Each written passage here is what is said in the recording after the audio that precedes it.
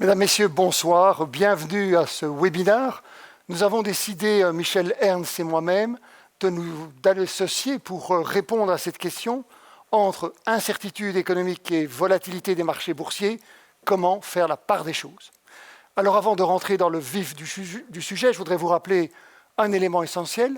Vous pouvez poser vos questions pendant toute la durée de cette présentation. Et nous avons notre collègue Stéphane Guillaume, le directeur du Centre de banque privée de Bruxelles, qui va collationner l'ensemble de ces questions et qui viendra poser à la fin de notre présentation l'ensemble, ou en tout cas qui va essayer de rassembler la majorité de vos questions. Avant de rentrer dans le vif du sujet, peut-être un petit préambule pour bien planter le décor de notre exposé de ce soir. Préambule qui sera d'une part un peu économique et évidemment qui sera aussi un préambule qui touchera au marché financier. Au niveau économique, la première réflexion essentielle, on est bien dans une deuxième vague et on doit intégrer cet élément de la deuxième vague qui touche aujourd'hui l'Europe, qui demain va toucher les États-Unis, qui est en train évidemment de remettre en question un certain nombre de scénarios économiques. La deuxième réflexion, c'est qu'on est très clairement, quand même malgré la violence du choc que nous avons connu, avec une résilience de l'économie qui est quand même surprenante et qui est quand même plutôt positive. La deuxième commentaire extrêmement important, le scénario économique que nous avons aujourd'hui, qui va être distillé dans l'exposé de ce soir, c'est un scénario économique qui est un scénario de base dont la probabilité est à 55%. Nous avons un scénario plus positif à 10%, et nous avons également un scénario beaucoup plus négatif à 35%. Mais les chiffres que je vais donner ce soir, c'est notre scénario de base avec une probabilité de 55%. Ça, c'est pour les préambules économiques. Préambule financier, Michel. Donc, préambule financier, tout simplement, on va jeter un petit coup d'œil dans le rétroviseur pour voir ce qui s'est passé en 2020, année évidemment particulière, non seulement au niveau sanitaire, mais également au niveau boursier. Et donc, on avait plus ou moins bien commencé l'année. Et puis finalement, patatras, le virus vient de Chine. Ça pollue complètement l'économie européenne, panique sur les marchés, donc les marchés boursiers chutent, c'est ce que j'ai appelé la peur, février-mars.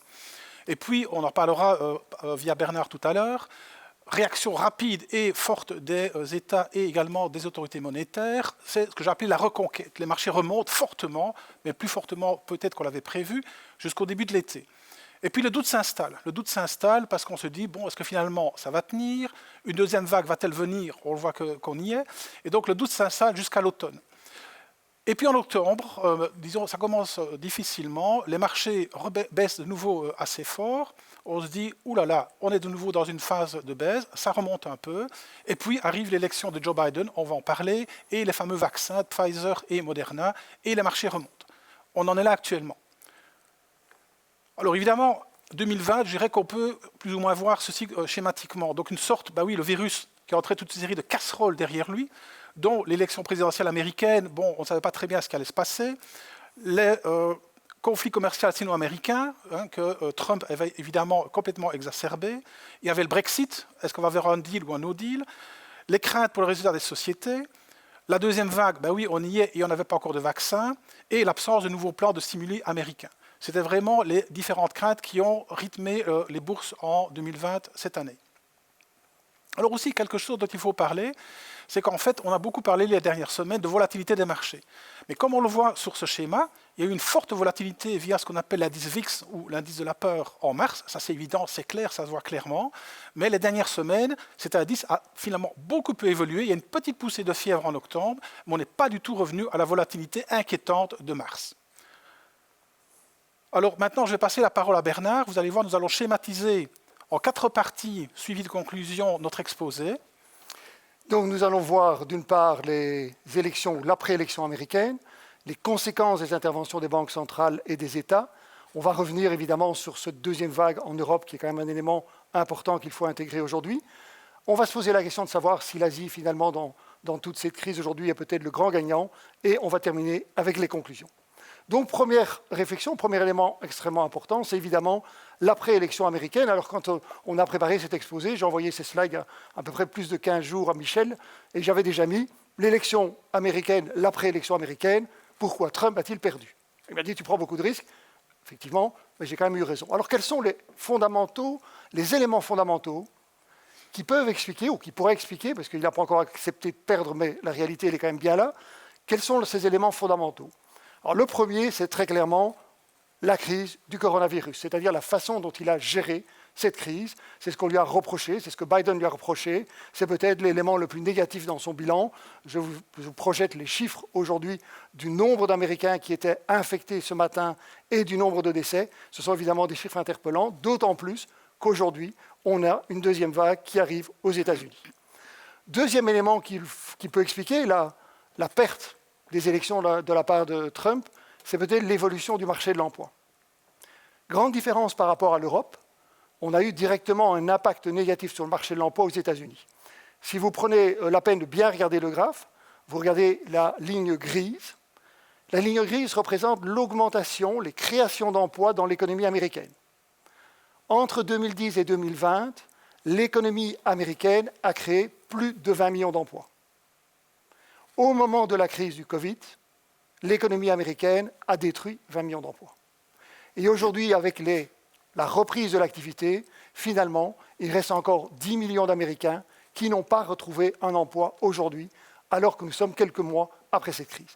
C'est très clairement un des éléments qui peut expliquer le fait que Trump n'a pas réussi son pari.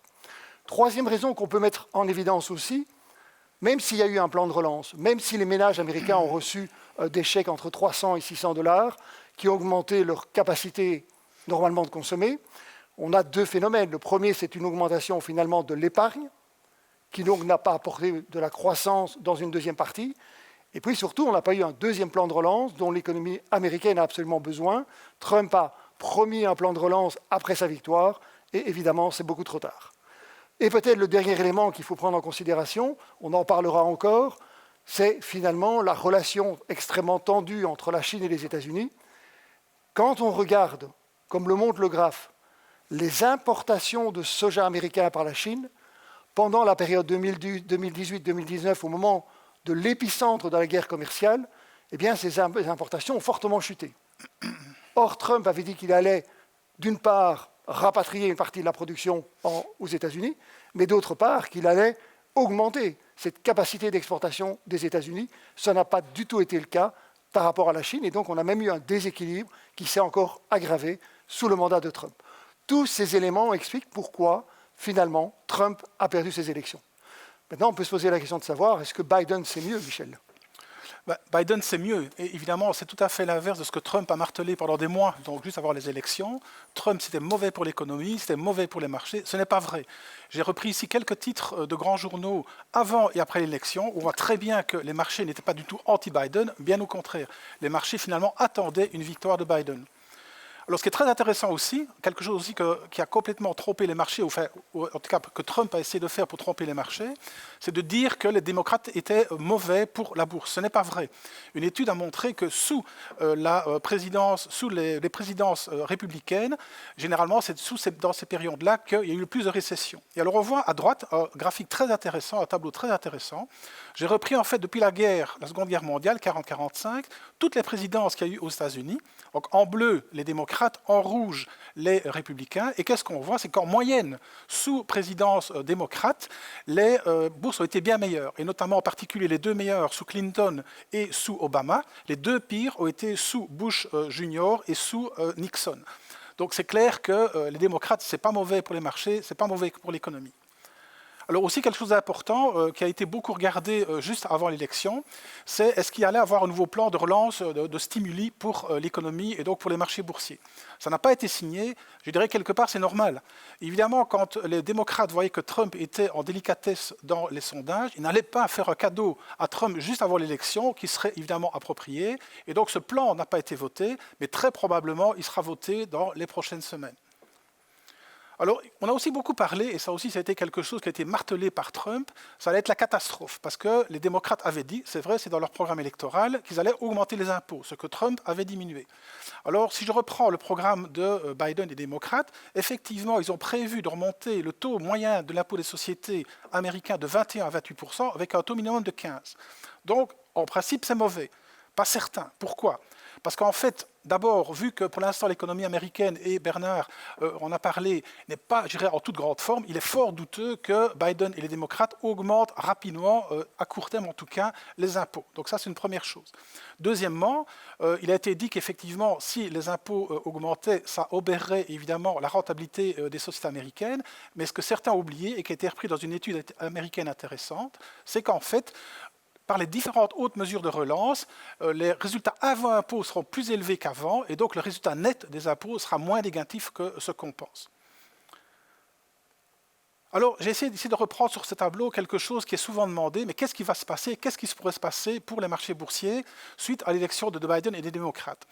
En fait, donc, à gauche, j'ai repris ce qui a priori sera bon en termes de secteur, sous et en reprenant le programme électoral donc, de Biden, et ce qui serait mauvais, je mets le conditionnel, pour certains secteurs en fonction de ce que feraient les démocrates.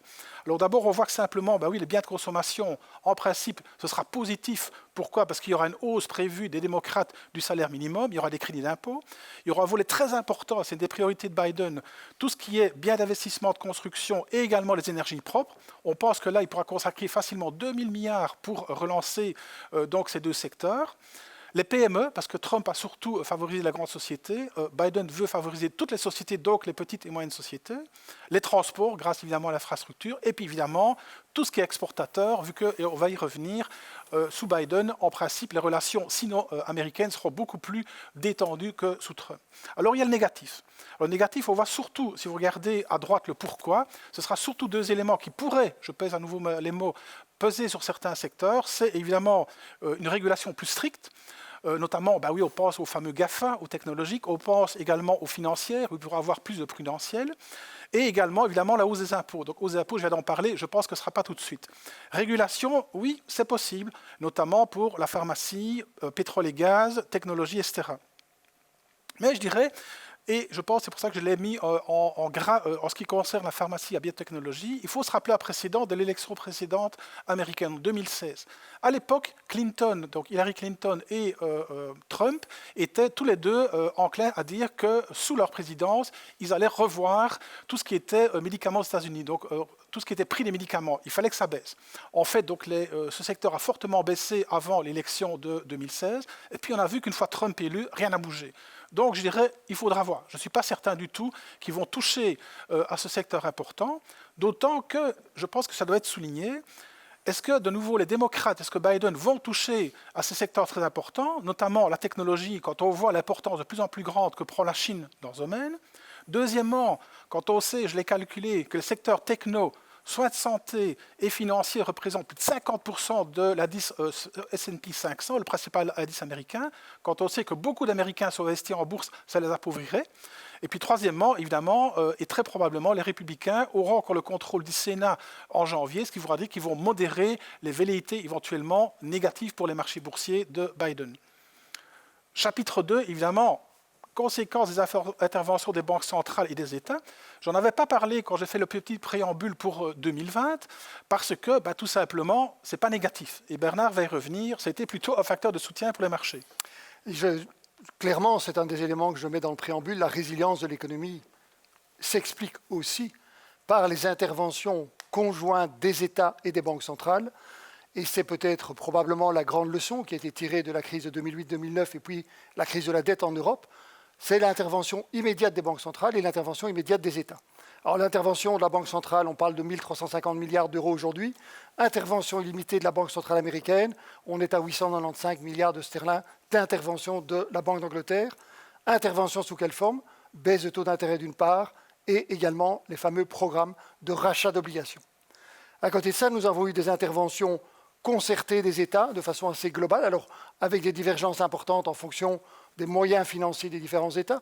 Si vous faites attention, dans le tableau, vous voyez que finalement, c'est l'Allemagne qui a le plus mis aujourd'hui de moyens pour la reprise et pour éviter un impact négatif. Mais c'est surtout, derrière ça aussi, le fameux plan de relance qui a été négocié âprement et sur lequel on espère quand même arriver à un accord, qui est le fameux plan de relance européen. On a le budget européen et on a le plan de relance européen de 750 milliards d'euros, dont une partie sera sous la forme de subventions, c'est-à-dire que les États en question ne devront pas rembourser ces aides. Alors on sait qu'aujourd'hui ça coince à cause de deux pays, la Pologne et la Hongrie.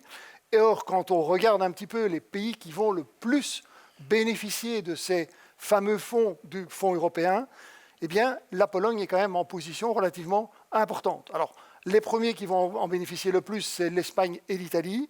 Et donc, c'est clair qu'un blocage à ce niveau-là serait très pénalisant pour ces pays. On espère évidemment avoir un accord. C'est l'élément fondamental dont l'Europe va avoir besoin dans les prochains mois, parce que ce plan de relance est vraiment un élément clé pour la reprise dans la zone européenne. La conséquence de ces interventions des banques centrales, la conséquence également de l'augmentation de l'endettement des États, il ne faut pas se leurrer, c'est la conséquence évidemment de l'ensemble de ces plans de relance, amène évidemment que nous allons vivre dans un contexte de taux d'intérêt bas pour du long terme. Alors quand je dis bas pour du long terme, je parle des horizons 2022-2023, aussi bien aux États-Unis qu'en Europe. Quand on voit les projections au niveau de la Banque centrale européenne, nous n'attendons pas de mouvement de taux au moins jusqu'à la fin 2022. Et si je regarde l'évolution des taux longs, et sur le graphe, c'est ma ligne grise, le taux à 10 ans allemand ne devrait pas revenir au-dessus de 0% avant fin 2022, peut-être 2023. Et si je prends l'évolution du rendement de l'obligation belge à 10 ans, qui parle peut-être beaucoup plus aujourd'hui, eh bien ce rendement qui est en négatif depuis déjà pratiquement un an va continuer à rester en territoire négatif par ces interventions des banques centrales. Ce qui veut dire que ce contexte de taux bas qu'on a déjà connu dans le passé, on va devoir vivre avec. Évidemment, ce n'est pas nécessairement une bonne nouvelle pour les épargnants. Qu'est-ce qu'on peut faire dans ce cas-là, Michel ? Pas bonne nouvelle, et évidemment, je ne vais pas retourner trop le couteau dans la plaie, mais j'ai repris ici très brièvement les taux minimum et maximum que peut avoir sur des instruments classiques, le compte d'épargne et les comptes à terme. On voit que c'est extrêmement réduit, c'est un euphémisme. Au niveau des obligations, j'ai repris sur ce schéma, en fait, les rendements qu'on peut attendre sur des obligations corporate, c'est-à-dire d'entreprises de 1 à 30 ans, j'ai mis l'accent sur les rendements obligataires à 10 ans, et on voit que selon différents types de ratings, c'est-à-dire selon différents types de qualités d'obligations de société, que ce soit en dollars ou en euros, donc en prenant 10 ans, on a maximum 2,20 en dollars pour un triple B, et on a minimum pour un qui est une très bonne qualité, 0,25. Donc j'irai au niveau obligataire, ce n'est pas nécessairement mieux qu'au niveau des instruments classiques. Alors, qu'est-ce qui reste ? Il reste les actions.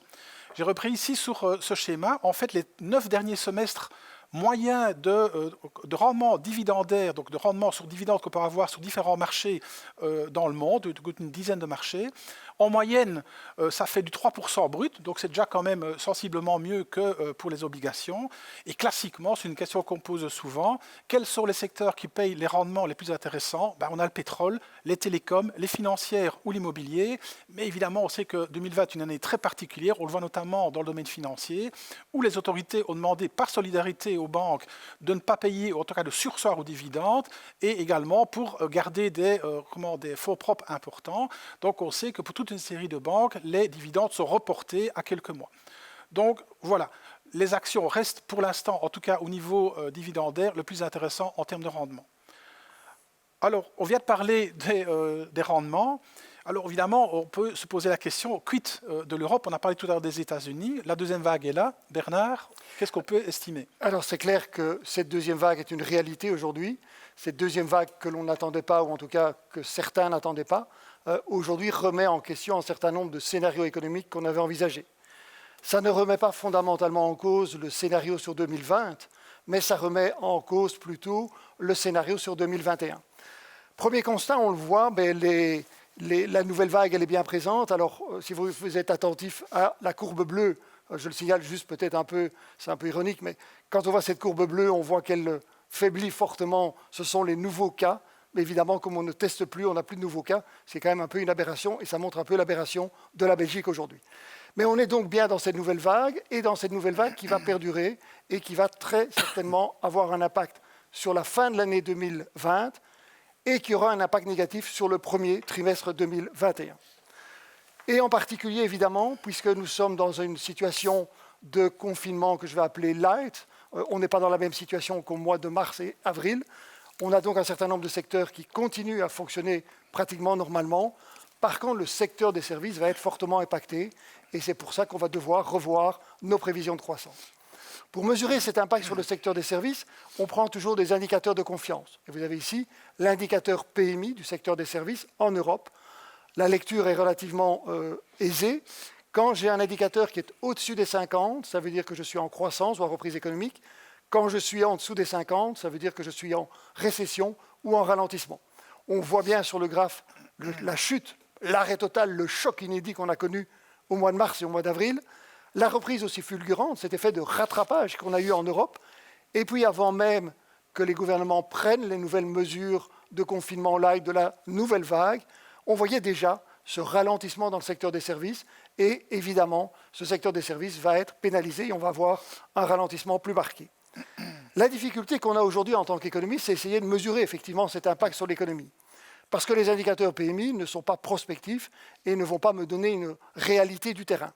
Donc de plus en plus, nous utilisons ce qu'on appelle les données à haute fréquence, qui nous permettent de voir au jour le jour, finalement, tiens, comment évoluent les réservations dans les restaurants, mais aujourd'hui, il n'y en a évidemment plus. Comment évolue la circulation? Est-ce qu'il y a beaucoup de personnes qui prennent leur voiture? Le graphe que je vous montre, c'est la consommation d'électricité. On voit bien que dans certains pays, on est retrouvé à des niveaux supérieurs à la crise. Par contre, si je prends le cas de la France en rouge sur mon graphe, eh bien, on est en dessous et on reste clairement en dessous des niveaux d'avant la première vague. Ça nous permet effectivement de mesurer l'impact aujourd'hui de ce confinement light. Et donc, toute la question qu'on se pose aujourd'hui, c'est évidemment quel type de reprise on va avoir. On était parti plutôt sur une reprise que j'appellerais en swoosh, pour ne pas dire en forme d'un indice ou d'une forme que vous connaissez bien, que je pourrais appeler la racine carrée, pour ne pas citer une marque bien connue. On doit revoir aujourd'hui évidemment un peu ce scénario. Sur le graphe, j'ai repris en noir nos prévisions avant la deuxième vague. Nous attendions une chute du PIB de 8% en 2020 et une reprise assez marquée de ce PIB, toujours pour la zone européenne, de 4,9%. En bleu, c'est l'inverse au niveau des couleurs, évidemment, vous m'avez compris. En bleu, c'était le premier scénario. En noir, le scénario actuel. On ne revoit pas tellement notre scénario sur 2020. Par contre, sur 2021, nous n'attendons plus qu'une croissance de 1,9% par rapport aux 4,9% précédemment estimés. Et si je fais un peu le détail par rapport aux différents pays de la zone européenne, en jaune aujourd'hui, ce sont nos nouvelles prévisions pour l'année 2021. Et les noirs, ce sont les prévisions que nous avions faites jusqu'à présent pour l'année 2021. Je prends le cas, par exemple, assez interpellant de la Belgique. Aujourd'hui, nous n'attendons plus qu'une croissance de 0,3% en Belgique en 2021 à cause de cet effet, évidemment, de la seconde vague. Et encore, on est optimiste, c'est notre scénario de base. Ça veut dire que nous n'envisageons évidemment pas une troisième vague parce que les gouvernements vont prendre les mesures pour éviter de déconfiner beaucoup trop vite. Et donc, dans ce contexte-là, qui est un contexte, je reconnais, assez compliqué au niveau économique, je vais prendre une métaphore. On voit quelque part, et on va en parler, on voit quelque part une lumière au bout du tunnel, mais on est encore bien dans notre tunnel aujourd'hui au niveau économique.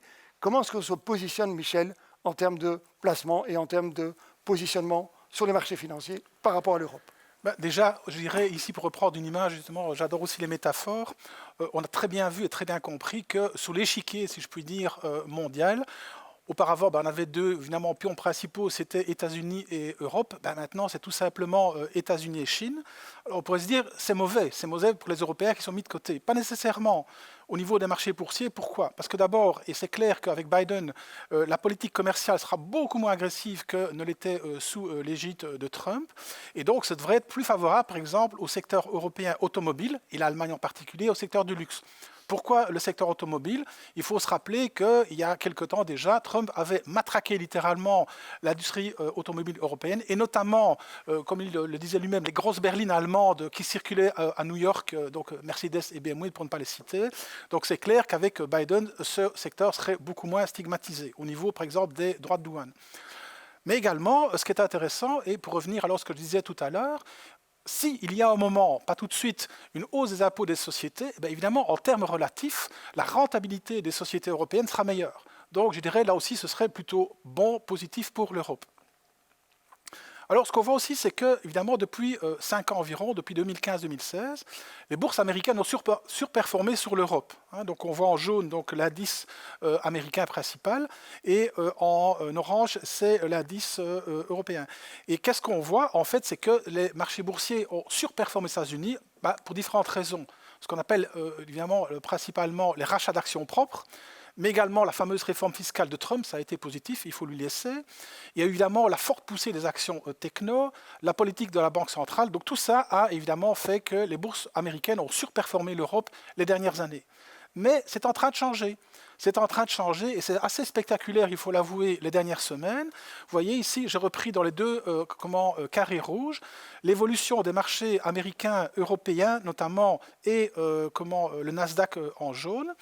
Et on voyait qu'il y a encore quelques semaines, l'Europe est à la traîne, donc sous-performait par rapport aux États-Unis, que ce soit le S&P 500, l'indice général, ou le Nasdaq, l'indice des valeurs techno. Et on a vu que les derniers jours, l'Europe a beaucoup mieux fait. Une des raisons probablement, c'est les fameuses, disons, nouvelles de vaccins, donc Pfizer, BioNTech et donc Moderna, parce qu'il est évident que si ces vaccins arrivent, comme disait très bien Bernard, on voit le bout du tunnel. Bon, on est encore dans le tunnel, mais on voit une lumière, et c'est clair que l'Europe, qui a été la plus impactée au niveau économique, probablement pourrait ressortir plus vite au niveau boursier. Et donc c'est pour ça que la vieille Europe, les derniers jours, dernières semaines, performe mieux que les États-Unis. Alors évidemment, on peut se poser la question, et là je vais de nouveau laisser la parole à Bernard. On a parlé au niveau géographique de deux grandes régions, les États-Unis et l'Europe. Quid de l'Asie? Alors l'Asie, le grand gagnant, c'est un peu la question qu'on peut se poser, surtout que finalement le Covid il vient à la base de la Chine. La différence évidemment, c'est que le Covid est arrivé en Chine probablement au mois de novembre et décembre, et donc il est arrivé beaucoup plus tôt que chez nous, que le pouvoir chinois a réagi totalement différent de la réaction qu'on a pu avoir en Europe et aux États-Unis.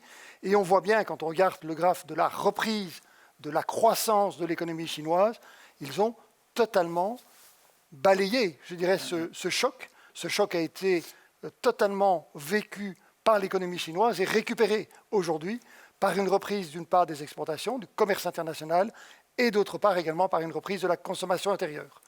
C'est encore plus flagrant quand je regarde l'évolution de la production industrielle, où j'ai ce choc, cet arrêt total de l'activité en Chine, et puis j'ai une reprise tout aussi flagrante. Je peux vraiment dire que si je prends mes scénarios de reprise économique, j'ai une vraie reprise en V pour l'économie chinoise. Je suis revenu en termes de production industrielle au niveau d'avant-crise. Et ce qui est encore beaucoup plus surprenant, ou en tout cas plus interpellant, dans cette reprise de l'économie chinoise, c'est la consommation intérieure qui reprend pratiquement tout à fait normalement aujourd'hui, et même en termes d'inscription, d'enregistrement des nouvelles voitures aujourd'hui, on est aussi à des niveaux supérieurs au niveau d'avant-crise. On a donc une économie florissante qui reprend au niveau de l'économie chinoise. Et ce qui était aussi intéressant, c'est qu'il n'y a pas que la Chine qui se reprend.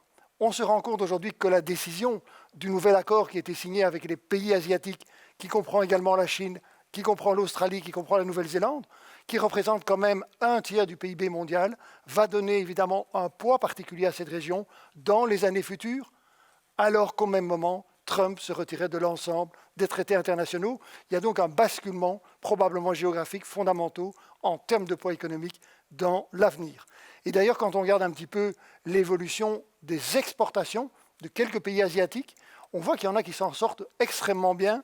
Vous avez Taïwan et vous avez le Vietnam qui ont profité de cette reprise du commerce international, qui ont même un peu profité à un moment donné de la faiblesse de la Chine pour couper et prendre des parts de marché à la Chine.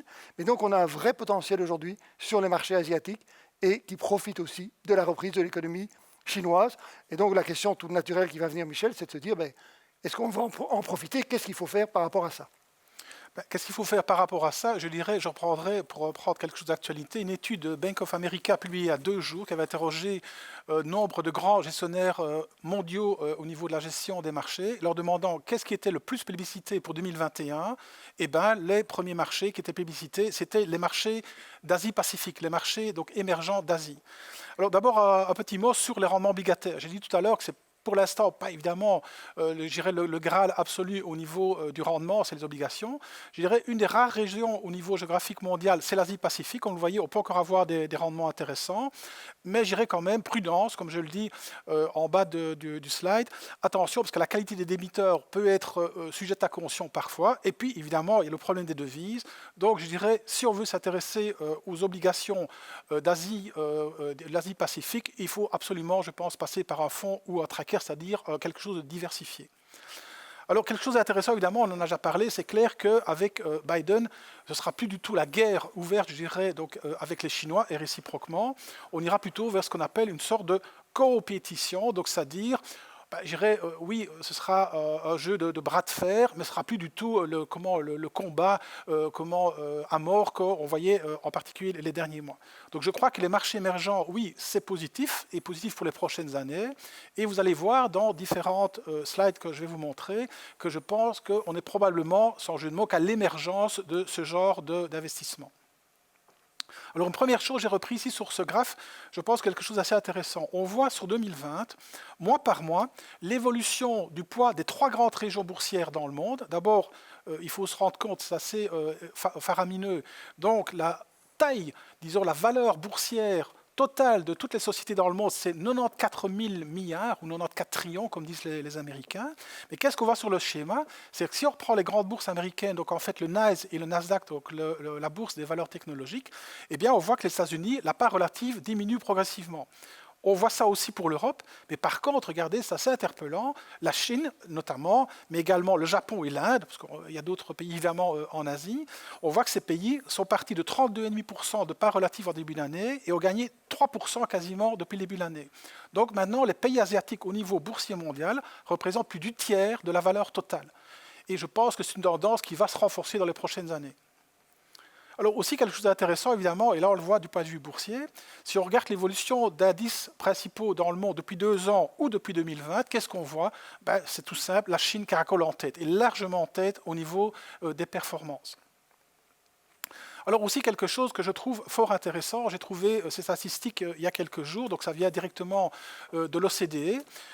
On voit qu'en 10 ans, il y a eu autant d'IPO, c'est-à-dire d'introduction en bourse sur les marchés asiatiques et en Chine en particulier, que pour tous les autres marchés. Donc vous voyez, les pays asiatiques sont en bleu, les autres pays en gris. Et si on prend la Chine, c'est les 2 colonnes que j'ai entourées de rouge, on voit largement qu'il y a eu beaucoup plus d'introductions boursières sur la Chine, au sens large, donc y compris Hong Kong, que dans tous les autres pays. C'est vraiment interpellant.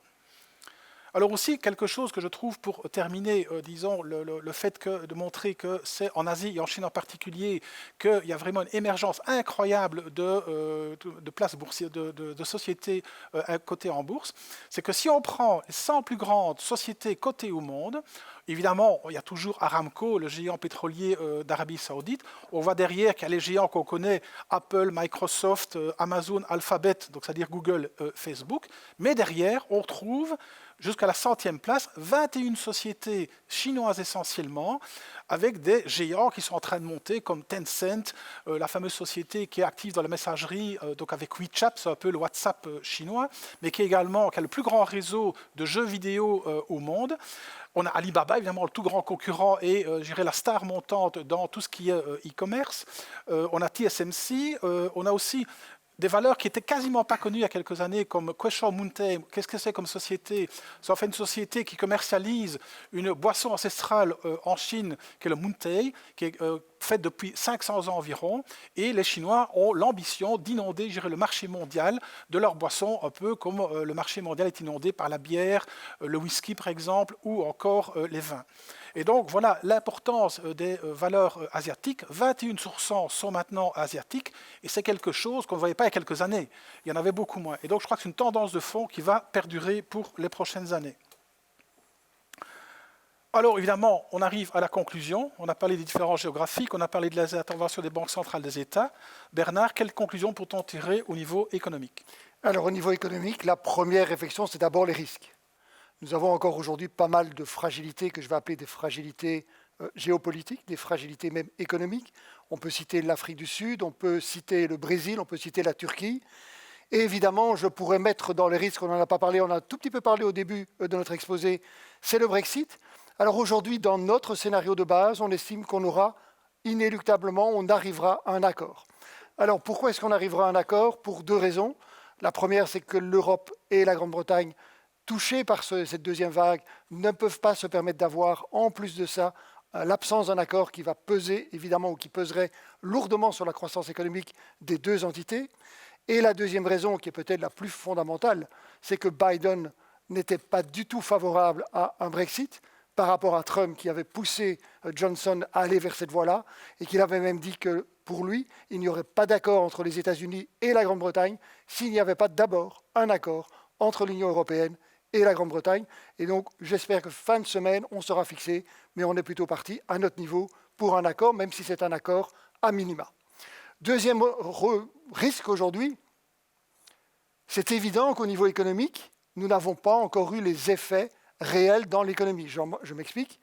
Nous n'avons pas encore eu les faillites, nous n'avons pas encore eu l'augmentation du chômage. Et donc, sur le premier trimestre 2021, et même sur l'ensemble de l'année 2021, on va avoir cette aggravation du chômage et des faillites. Et la question qui va se poser, qui se pose aujourd'hui très clairement, c'est est-ce que cette augmentation du chômage va peser sur la croissance? Et surtout, est-ce que l'on va avoir une reprise de la consommation dès que qu'on sera sorti de ce tunnel, qu'on aura les vaccins? Est-ce que cette épargne aujourd'hui qui est conséquente va être utilisée pour assurer cette reprise? Troisième élément, évidemment, c'est qu'on a beaucoup d'espoir sur le vaccin, on l'a bien vu ces derniers jours, et évidemment, il faut qu'on reste dans un délai raisonnable par rapport à l'arrivée de ce vaccin. Ça, c'est pour les risques. Pour les éléments qui sont plutôt les raisons d'espérer en dehors du vaccin, le premier, c'est le soutien inconditionnel des banques centrales.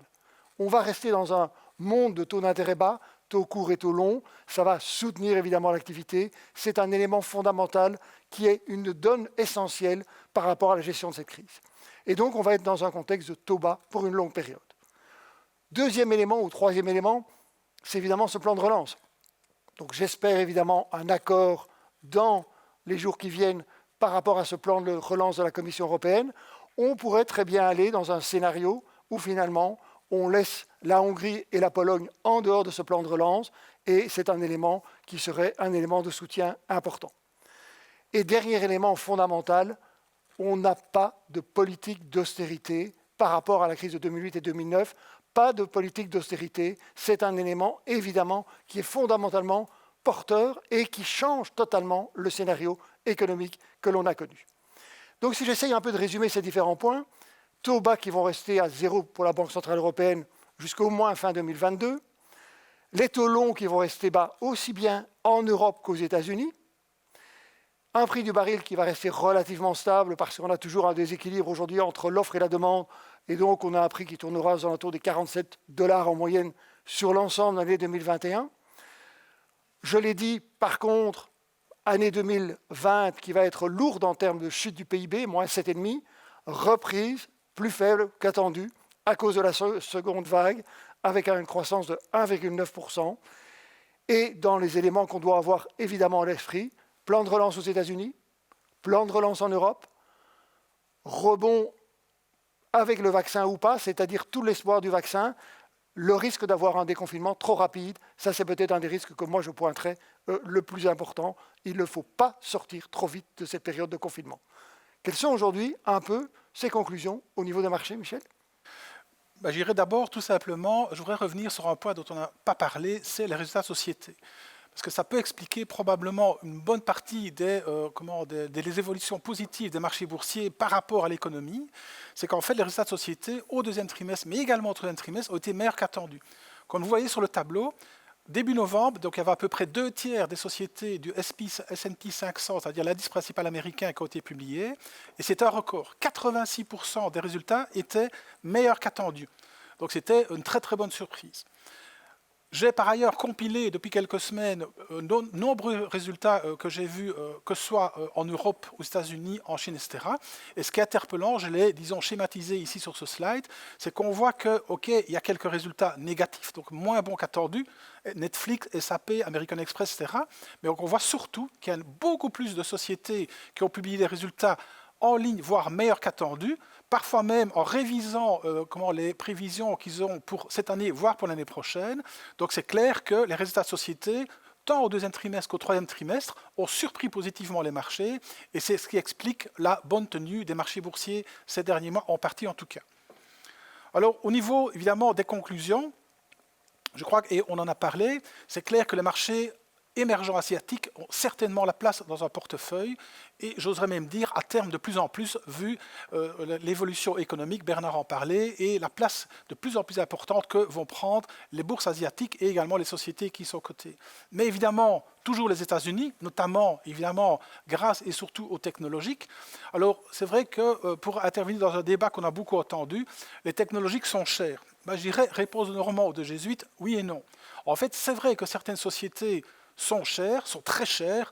Je pourrais citer des sociétés comme Amazon, comme Snowflake, qu'on a vu récemment introduite, qui ont des valorisations, excusez-moi, complètement délirantes, qui rappellent un peu celles qu'on a vues fin des années 90, lors de l'éclatement de la bulle technologique. Mais il y a beaucoup de sociétés, c'est vrai, dont les cours ont beaucoup monté, mais dont les bénéfices montent aussi beaucoup, surprennent souvent positivement. Donc on peut encore trouver une série de valeurs techno-américaines qui sont, en fonction des résultats, relativement intéressants. Donc États-Unis et marché asiatique, certainement. En Europe, on privilégie plutôt les petites et moyennes entreprises. Pourquoi? Parce qu'elles sont plus à même de réagir rapidement à des changements de paradigme, à des changements économiques. Elles sont plus souples. Donc on est plutôt positif pour l'instant sur les PME européennes. Alors, si on regarde au niveau des thématiques, évidemment, je viens un peu d'en parler, on est clairement sur les tendances du futur. Tendances du futur, c'est quoi? On surfe sur la vague, évidemment, de l'accroissement et du vieillissement des populations, mais évidemment, les énergies durables, c'est très clair. Tout ce qui est technologique, là, on parle d'intelligence artificielle, on parle de cloud, on parle de robotique, évidemment, tout ce qui est logistique et, évidemment, tout ce qui est nouvelles thérapies. Alors évidemment aussi une notion, je pense une thématique qui reste d'actualité et malheureusement on l'a vu également exacerbée par la pandémie, c'est l'eau. L'eau, on sait très bien qu'il y en a peu sur Terre, il n'y en a pas assez pour, servir toute la population mondiale, qu'il y en a de plus en plus besoin.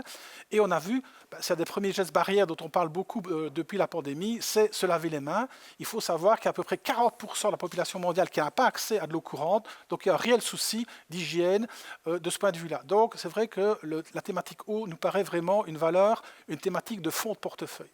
Et puis évidemment aussi les technologies médicales. Là aussi, on savait auparavant que c'était une thématique vraiment mise en avant. De nouveau, on a très bien vu que pendant la pandémie, nombre d'hôpitaux, que ce soit en Europe, mais aussi aux États-Unis, étaient sous-équipés en matériel médical. Et donc, c'est clair que les prochaines années, je pense que ce secteur va être mis tout à fait à l'honneur. Et donc, en fait, en résumé, je crois que c'est clair par rapport à ce qu'on a dit, que par ce qu'on appelle l'effet TINA, c'est-à-dire en anglais « there is no alternative », il n'y a pas d'alternative, c'est les actions qui restent le meilleur investissement qu'on peut trouver pour placer son argent, même si c'est vrai, et je l'ai montré notamment pour l'Asie, certaines obligations sont intéressantes au niveau des marchés émergents et du corporate. Voilà. Donc, alors, peut-être pour terminer, et avant de passer à la partie de réponse, évidemment, à vos questions, qui sont, je me doute, nombreuses vu les sujets abordés ce soir, je voudrais simplement revenir sur un élément, c'est si les données économiques vous intéressent, si vous avez envie de suivre cette économie au jour le jour, vous pouvez vous inscrire à mon blog. Vous avez l'adresse qui s'affiche sur l'écran. Tous les jours, vous pouvez retrouver mes commentaires, mes interventions, et vous pouvez aussi interagir avec moi, et je me ferai un plaisir de répondre à vos questions. Mais maintenant, je laisse la parole à Stéphane Guillaume pour la partie des questions. Merci Bernard, merci Michel, très bel exposé. Et en effet, il y a pas mal de questions aujourd'hui, et je vais essayer de les regrouper par thème. Alors la première concerne en fait l'économie, la fragilité de l'économie dont tu as parlé, et le positif, le soutien annoncé par les banques centrales, mais aussi par les États, le côté donc fiscal. Et aujourd'hui, il y a une première question, c'est le Green Deal européen est aujourd'hui bloqué par deux pays, la Hongrie et la Bulgarie, la Hongrie et la Pologne. Et aux États-Unis, le plan de soutien qui est annoncé également par Biden devra passer par les fourches codines de nos amis sénateurs américains qui sont à majorité aujourd'hui républicains. Est-ce vraiment une attente que le marché doit avoir? Alors, concernant l'Europe, on voit bien aujourd'hui qu'on a un blocage qui est, rappelons-le, le blocage de la Hongrie et de la Pologne, parce que les fonds qui vont être alloués, mais de façon globale, pas uniquement d'ailleurs dans le plan de relance européen, mais également au niveau du budget européen, les fonds vont être alloués aux États, mais avec des critères de respect, des critères de droit et des respects des valeurs fondamentales de l'Europe. Ces deux pays bloquent pour cette raison-là.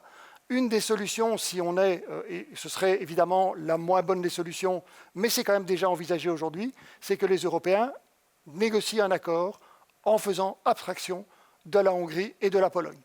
Et on peut se dire que la Pologne a déjà fait un premier pas en disant qu'il acceptait déjà probablement un peu de souplesse dans l'accord, parce que, je l'ai dit, la Pologne est un des grands pays qui va bénéficier, et qui a bénéficié dans le passé, des fonds européens. Donc très probablement, on aura un accord, et on peut espérer cet accord, qui sera un élément de soutien. Concernant les États-Unis, c'est évident que par rapport aux prétentions de Biden et par rapport aux prétentions de Trump, s'il avait gagné les élections, on aura un plan de relance qui est inférieur à ces deux, je dirais, les deux voies qu'on avait pu envisager à un moment donné. Mais pour autant, on aura quand même un plan de relance, parce que aussi bien les démocrates que les républicains ont quand même intérêt à avoir ce plan de relance, probablement d'une ampleur moindre qu'escomptée, mais qui aura aussi cet élément de soutien pour la consommation aux États-Unis. Merci Bernard. Autre question qui sera pour Michel et pour Bernard, c'est la suivante. L'inflation est inférieure aux objectifs depuis de nombreuses années. Aujourd'hui, nous avons de nombreuses largesses fiscales et monétaires de la part des banques centrales. Et la question est, y a-t-il un risque d'une résurgence de l'inflation après ces nombreuses années? Et quels seraient les actifs pour s'en protéger? Alors, commencer je vais peut-être commencer, parce que résurgence de l'inflation, quelque part aujourd'hui, depuis la crise de 2008-2009, on a déjà de l'inflation. On n'a pas de l'inflation dans l'économie réelle, mais on a de l'inflation dans les actifs financiers. On peut se poser la question de savoir, et ça ce sera à Michel de voir s'il a envie d'y répondre, de savoir si effectivement je n'ai pas une inflation sur les bourses aujourd'hui. Est-ce que je n'ai pas aussi une inflation sur les tout cours des obligations? Est-ce que je n'ai pas une inflation sur un certain nombre d'actifs financiers? Donc quelque part, j'ai effectivement une inflation. Je n'ai pas une inflation dans l'économie réelle, et aujourd'hui, en tenant compte de ce que l'on observe des interventions des banques centrales, des mouvements, des plans des gouvernements, il n'y a pas de facteur inflationniste pour une série de raisons. D'une part, vieillissement de la population. Deuxièmement, quand même aujourd'hui un phénomène de globalisation qui pèse sur les salaires au niveau mondial. Et le troisième élément, clairement aussi, c'est qu'on a aujourd'hui, on le voit bien au niveau des entreprises et on le voit bien au niveau des ménages, on a plutôt une forme de thésaurisation plutôt qu'une forme de consommation. Et c'est aussi très marqué au niveau des entreprises, si je prends le cas en Europe. On a vu que pendant la période où les entreprises ont bénéficié des mesures de report, on a eu une augmentation des crédits, mais finalement, ces crédits n'ont pas été utilisés pour de nouveaux investissements, et donc on n'a pas de phénomène d'inflation. D'ailleurs, aujourd'hui, on peut même se poser la question de savoir si en Europe, on ne risque pas de vivre en déflation pendant quelques mois, vu les chiffres d'inflation qui ont encore été publiés aujourd'hui. Dans la réponse pour Michel. J'irai en termes d'inflation, évidemment, quand on pense à l'inflation, on pense rendement. C'est clair que si l'inflation remonte, ce qui, oui, est une possibilité, je dirais plus que jamais, les investissements classiques, c'est-à-dire les carnets d'épargne, etc., seront vraiment pas intéressants. J'entends parfois des gens dire, voilà, j'ai une bonne partie de mon épargne, sur un carnet d'épargne, je ne perds pas. Ben si, parce que justement, si l'inflation monte en relatif, chaque année, ce montant déposé sur le carnet d'épargne va diminuer. Donc, c'est clair que ces instruments vont être de moins en moins intéressants si l'inflation remonte. Idem pour les obligations, sauf à prendre des risques. Et on le voit très bien maintenant, le marché obligataire est de plus en plus binaire. Si vous voulez du rendement, il faut prendre des risques. Si vous ne voulez pas prendre de risques, il y aura peu de rendement. Donc, ce n'est pas fort intéressant. Donc, je crois que s'il y a inflation, plus que jamais, il faudra se tourner vers des actions de rendement. Et en Belgique, on connaît notamment, c'est vrai que c'est un créneau très intéressant, les actions dites les SIR, donc les sociétés immobilières réglementées, qui donnent un bon rendement. On peut avoir encore actuellement du 3, 4, 5% régulièrement. Et évidemment, ces rendements ne seraient menacés que si l'inflation, à un certain moment, monte fortement. Mais si cette inflation ne décolle pas, je dirais que ce sera le genre de rendement à privilégier dans le cas d'une inflation. Merci Michel. Autre question pour maintenant aller vers les pays, les régions que tu as évoquées là tantôt. Oui. Pourrais-tu nous donner la composition en fait, et le poids de chaque région dans l'indice mondial ? Je dirais, j'en ai parlé tout à l'heure. En fait, pour l'instant, les États-Unis représentent encore la plus grosse part, une quarantaine de pourcents, mais ça diminue inexorablement, j'oserais dire. Maintenant, l'Asie représente environ 35% de la taille boursière mondiale, donc 35% de, je rappelle, de 94 000 milliards de dollars, c'est énorme. Et l'Europe, c'est à peu près une vingtaine de pourcents. Mais je pense que la question est de savoir maintenant, à partir de quand je veux dire, si je dois m'avancer, l'Asie représentera 50% de la part mondiale. Combien d'années ça va prendre? Parce que quand on voit ce que j'ai montré notamment dans les différents graphes, le nombre d'introductions boursières, le plus gros des introductions boursières mondiales se passe en Asie, en Chine, à Taïwan, au Vietnam, dont a parlé Bernard. Quand on voit évidemment aussi la valeur de plus en plus importante que prennent des valeurs comme Alibaba, Tencent, TSMC, Samsung, etc., je pense la question de savoir, voilà, inexorablement, à partir de quel moment l'Asie va représenter 50%. Ça prendra des années, oui, beaucoup ou peu, ça je ne sais pas, je n'ai pas la boule de cristal. Mais donc c'est pour ça, je pense que l'Asie doit absolument avoir une place claire et importante dans un portefeuille d'investissement, en tout cas croissant. Et aujourd'hui, quel serait le pourcentage qu'on pourrait mettre et qui est généralement mis par les banques dans leur stratégie? Je dirais pour l'instant les banques, et nous en particulier, on est un peu plus prudent par rapport à ça, donc on n'est pas à 35%, je dirais, d'Asie dans les portefeuilles, mais c'est clair que la part asiatique monte progressivement dans cette partie du monde. Au niveau de la valorisation, j'ai ici une question qui concerne tant la valorisation des États-Unis que de la Chine. Oui. Elles sont toutes les deux élevées, Oui. et la performance des deux bourses ont été également très bonne. On abandonne les États-Unis et on augmente la Chine résolument pour le long terme? De nouveau, c'est une question, je dirais, relative. C'est une question notamment de ces fameux ratios de price earnings, donc de rapport court-bénéfice ou de valeur d'entreprise sur EBITDA. C'est clair qu'on voit de fait une série de valeurs chinoises qui ont des ratios de valorisation élevés, très élevés. Mais de nouveau, je crois qu'il faut relativiser par rapport à la croissance de ces sociétés en chiffre d'affaires et disons, en résultats. Je vais prendre un exemple concret qui me vient en tête. Il y a quelques jours, on a vu qu'Alibaba, lors du fameux Single Day, qui était auparavant la journée des célibataires, qui est devenue maintenant une journée très commerciale, en une seule journée, Alibaba a vendu pour des dizaines de milliards de marchandises. En une seule journée. C'est énorme, c'est un record. Et on voit donc que c'est le genre de chiffre qui booste évidemment la rentabilité d'une société et qui donc également booste son cours de bourse. L'autre exemple que je cite souvent, c'est Tencent, j'en ai parlé tout à l'heure, qui a le plus grand réseau de messagerie au monde, c'est WeChat, c'est un peu l'équivalent du WhatsApp chinois, mais également le plus grand réseau de centaines de millions de joueurs, notamment online, de jeux vidéo. C'est des sociétés qui croissent énormément, avec des revenus qui croissent énormément. Donc oui, quelque part, les cours sont élevés, sont chers entre guillemets, mais ça suit la courbe des bénéfices. C'est le futur. C'est le futur. Au milieu de tout ça, les devises. La Chine devient de plus en plus importante dans la pondération mondiale des bourses, et l'Asie aussi. Le dollar, et donc les États-Unis un peu moins.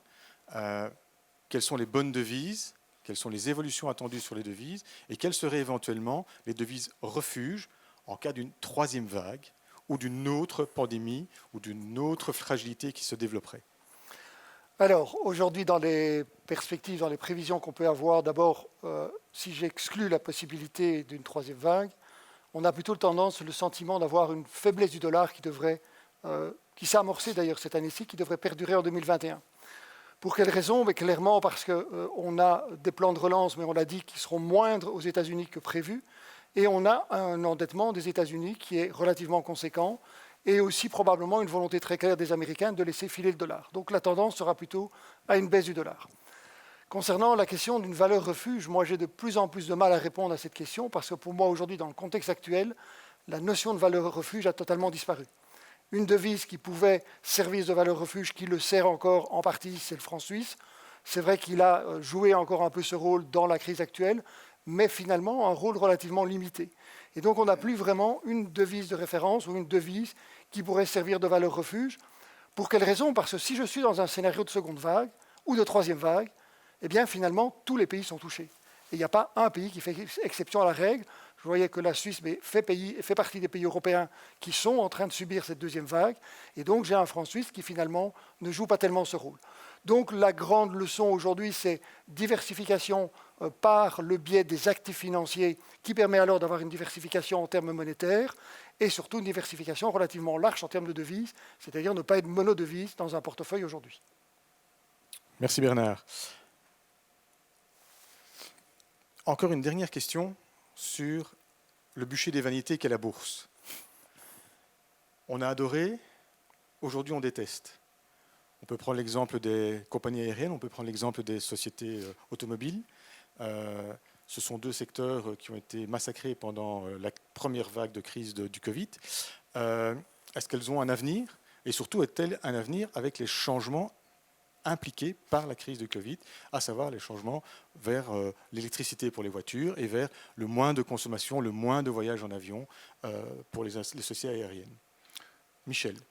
C'est vrai, je dis souvent, effectivement, c'est une très très bonne question, qu'on voit que en fait, la pandémie n'a pas changé, mais a plutôt exacerbé des changements, notamment au niveau effectivement de l'industrie automobile. Et c'était une excellente remarque, qui a été massacrée lors notamment du crash de février-mars. Mais c'est assez intéressant parce qu'on a vu, justement, je parlais tout à l'heure des résultats. Les résultats du troisième trimestre de toutes les valeurs automobiles, toutes étaient mieux prévues, largement mieux prévues. Et ce qui a étonné, disons, dans ces chiffres, quand on regarde un peu la raison de ces résultats meilleurs qu'attendus, il y avait deux raisons. D'abord, les gens, finalement, OK, on va passer à la voiture électrique, mais ça va se faire progressivement. Et pour l'instant, beaucoup de gens commandent des SUV, qui sont les voitures avec les marges les plus importantes dans l'industrie automobile. C'est ce qui explique une bonne partie des résultats. L'autre facteur, et je reviens à ce qu'on disait tout à l'heure sur les marchés émergents, c'est que c'est le marché chinois qui prend la plus grosse part de l'explosion ou des meilleurs résultats automobiles. Pour donner un exemple que j'ai vu les derniers jours, BMW sur un an a vendu 30% de voitures supplémentaires en Chine. Ils les vendent à qui? À la classe moyenne. Et la classe moyenne chinoise, je le dis de manière un peu imagée, mais je ne pense pas qu'ils vont acheter les véhicules BMW série 3 peu optionnés, ils achètent les belles berlines. Et donc c'est surtout ces deux éléments-là qui ont boosté les valeurs automobiles. Mais c'est vrai qu'il y a ce fameux changement vers les voitures électriques. Alors là, il y a un double problème. D'une part, on ne sait pas encore très bien pour l'instant quels seront les grands gagnants parmi les producteurs actuels. Est-ce que ce sera BMW, Renault, Porsche, Toyota, etc. Ça, c'est une chose. D'autant plus qu'il y a des nouveaux joueurs. On connaît évidemment tous Tesla, mais il y a des nouveaux joueurs également américains et chinois qui entrent et qui vont prendre une part du gâteau. Donc l'industrie automobile est à un virage, je voudrais dire, important. Et on va voir dans les prochains mois qui seront les gagnants. Mais malheureusement, je crois que tout le monde ne sera pas gagnant dans ce secteur-là. Merci Michel. Une dernière question, parce qu'il y en a effectivement énormément et je vous remercie d'en poser autant. L'endettement des États avec des taux d'intérêt négatifs, est-ce encore réellement un risque? Et deuxième chose, toujours au niveau économique, avons-nous un pronostic, macabre hélas, de la faillite, du pourcentage de faillite en Occident ou en Europe suite à cette crise du Covid des entreprises? Alors, la première réflexion par rapport à l'endettement des États, il est évident aujourd'hui que les règles du jeu ont un peu changé et l'Europe a été très claire à ce niveau-là. On n'est plus dans une logique d'austérité. On a abandonné provisoirement le traité de Maastricht et tous les critères du traité de Maastricht. Pour autant, à un moment donné, on reviendra à la problématique de la gestion de la dette des États. Donc, croire qu'aujourd'hui, effectivement, on va abandonner cette gestion et on va abandonner cette possibilité ou cette nécessité, plus exactement, d'avoir des plans d'austérité, la question va se poser à un moment donné. Mais aujourd'hui, il y a une urgence absolue, et l'urgence absolue, c'est de gérer cette crise du Covid, et on ne se posera la question de la problématique de la dette que dans le futur. Mais d'un autre côté, c'est évident que l'on va rester, pour cette raison-là, dans un contexte de taux d'intérêt bas pour les prochaines années, aussi bien en Europe qu'aux États-Unis, pour éviter un problème de dette pour l'ensemble des pays européens et pour les États-Unis. Donc, on a un risque aujourd'hui qui est un risque mesuré, qui est un risque connu, et c'est pour ça aussi que le plan de relance européen il est fondamental, puisqu'une partie de ce plan de relance est sous forme de subvention et non pas sur la forme de prêt, pour ne pas aggraver l'endettement des États, mais c'est à un moment donné, la question se posera de la gestion de cet endettement. Concernant maintenant ta deuxième question, la question est relativement vaste. Pourquoi? Parce que ça va être très variable en fonction des secteurs. Je m'entends, il est évident que le secteur de l'ORECA aujourd'hui, on parle de chiffres de 35 à 40% de risque de faillite en Europe pour ce secteur-là. On a d'autres secteurs qui risquent d'être impactés de façon beaucoup moindre. Si on regarde un petit peu les chiffres qui ont été publiés au niveau de la Belgique par la Banque nationale pas plus tard que hier, on a quand même clairement un certain nombre de secteurs qui vont être lourdement impactés par cette crise. Et surtout, et ça c'est quand même un élément qu'il faut avoir à l'esprit, c'est une augmentation conséquente du chômage sur l'année 2021. Donc la vraie crise en tant que telle, alors je m'entends quand je dis la vraie crise, c'est-à-dire la crise que vont vivre un certain nombre de secteurs par le phénomène des faillites et par l'aggravation du chômage, ne va tomber qu'en 2021. Merci Bernard. Toujours dans le même credo, quels seraient donc les secteurs en bourse qui seraient les plus résilients face, pas seulement à la crise du Covid, mais à une récession profonde, ou en tout cas les impacts d'une récession profonde en 2021? Je crois, j'aime pas tellement le terme jouer parce que ça fait casino, mais je crois il faudra surtout jouer les valeurs de nouveau technologiques, hein, très probablement, qui ont bien tiré leur épingle du jeu. C'est vrai, on a beaucoup parlé par exemple de Netflix les derniers mois, mais il y a des valeurs aussi comme Disney. Alors certains me disent oui, mais les parcs Disney sont fermés. Je dis oui, mais il faut savoir que Disney a lancé une chaîne de streaming Disney+, qui est en train de concurrencer énormément Netflix, qui engrange des abonnements de manière incroyable. Disney est en avance sur ses prévisions. Donc il y a tout ce qui est technologique, tout ce qui est robotique, tout ce qui est cloud, hein, donc ces fameux ordinateurs dématérialisés qui sont dans le nuage. Donc tout ce qui est, je pense, technologique, probablement va de nouveau mieux tirer son épingle du jeu. On a vu les avantages pendant la pandémie. Évidemment aussi, je pense, oui, ce qui est pharma, et je l'ai dit, tout ce qui est médical technologie, tout ça va être renforcé probablement dans les prochains mois. Merci Michel. La dernière question. Je vais essayer de résumer. On ne peut plus compter sur l'épargne pour préserver, ou pour préparer plus exactement sa retraite. Il faut investir. Je pense qu'on l'a compris. Que pensez-vous des investissements durables? Ont-ils réellement un impact positif sur le système social et sur l'environnement? Et donc, y a-t-il une résilience dans ce secteur, enfin, dans cette thématique-là? Je trouve que c'est une très bonne question également. C'est vrai, on n'en a pas parlé ce soir, mais les investissements durables, c'est tout sauf, je dirais, une chimère. C'est vrai, il y a encore quelques années, quand on parlait d'investissement durable, on avait parfois un peu l'impression que c'était quelque chose de bobo, de gentil, etc., mais pas très rentable. Des tas d'études ont montré que maintenant que les investissements durables, les fonds durables par exemple, sont au moins aussi intéressants que les fonds non durables parce que la gouvernance est meilleure, parce que c'est des sociétés qui font plus attention à leur investissement, etc. Donc oui, les investissements durables, c'est quelque chose qui est une lame de fond qui va être de plus en plus importante. Et d'ailleurs, on le voit quand on a les questions des investisseurs, il y a de plus en plus de demandes directes, proactives pour de l'investissement durable. Et inversement, on voit par exemple que maintenant, des sociétés qui ne sont pas dans le durable, on parle par exemple des sociétés pétrolières, eh bien évidemment, sont de plus en plus stigmatisées par ce fait-là. Et alors, évidemment, comme il y a toujours un jeu de questions-réponses, ce n'est pas un hasard si une société comme Total, par exemple, de plus en plus investit dans tout ce qui est non-pétrole, donc les batteries électriques, etc., parce que c'est là qu'il faut aller si on veut pouvoir se retrouver dans le durable. Donc oui, je pense que c'est une thématique, évidemment, qui s'est développée et qui se développe fortement. Il suffit d'ailleurs de voir les investissements faits dans ces fonds, c'est de plus en plus croissant. Merci Bernard, merci Michel pour cette belle conférence. Je vous propose de répondre aux questions qui resteraient en suspens par email. On vous répondra tous. Les slideshows sera également disponible et la visibilité en fait de cette conférence se retrouvera sur le site internet de CBC Banque Privée sous peu. Merci à vous. Excellente soirée.